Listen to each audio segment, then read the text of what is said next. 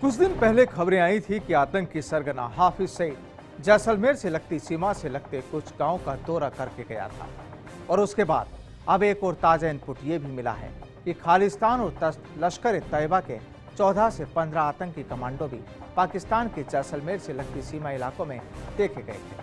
आतंकियों की बार बार पश्चिमी सीमा पर की जा रही कड़ी नजर किस ओर इशारा कर रही है, इसे लेकर सुरक्षा एजेंसियां लगातार छानबीन में जुटी हैं। लेकिन आतंकियों की इस हरकत के बाद स्थानीय लोगों में डर जरूर हो गया है।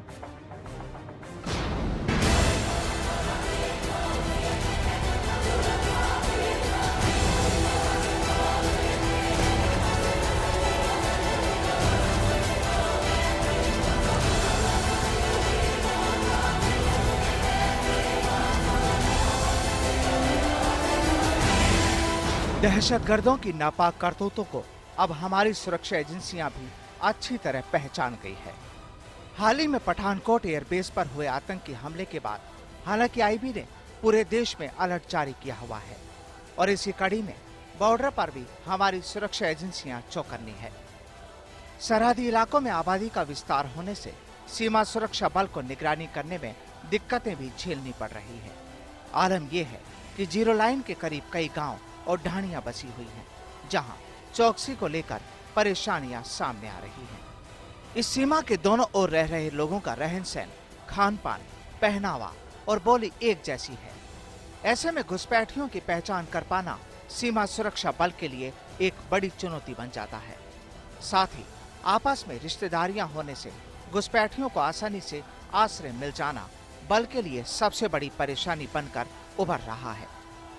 पिछले कुछ दिनों में ये भी सामने आया है कि संदिग्ध गतिविधियों में लिप्त रहे दोनों ओर रह रहे लोगों का आपस में जुड़ाव इतना गहरा है कि ये लोग अपने फायदे के लिए देश की सुरक्षा तक को दांव पर लगा देते हैं। इन सीमाओं पर तस्करी से लेकर घुसपैठ में इन लोगों की अहम भूमिका रहती है, जो कि सीमा सुरक्षा बल के लिए सबसे बड़ा सरदर्द बन रहा है। आपको बता दें कि पिछले कुछ समय में सीमा पर तैनात फोर्स ने वो खुलासे भी किए थे जिसने सभी को चौंकाया था।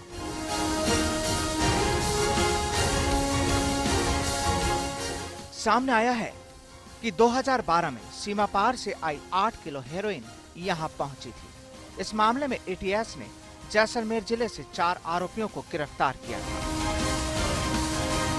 2013 में सरहद पर जासूसी बाज मिलने की घटना सामने आई थी, जिसमें बाज पर जासूसी उपकरण लगे हुए थे।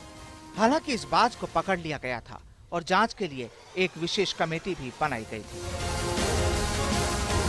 2014 में पाकिस्तानी तस्कर रोशन खान बाड़मेर बॉर्डर पर 4 बार भारतीय सीमा में 500 मीटर तक आया था और हथियार, हेरोइन, जाली note, Pakistani SIM card, mobile और खुद के फोटो डंप कर चला गया था।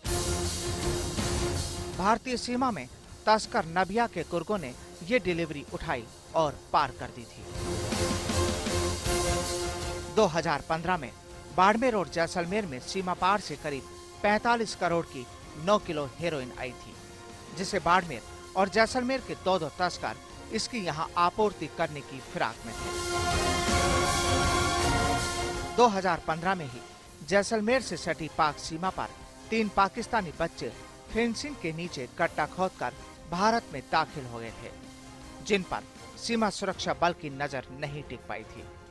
लेकिन ग्रामीणों की खबर के बाद बीएसएफ ने बच्चों को हिरासत में लिया था और बाद में पूछताछ के बाद बच्चों की गलती से भारतीय सीमा में आना पाए जाने पर उन्हें वापस पाकिस्तान भेज दिया गया था।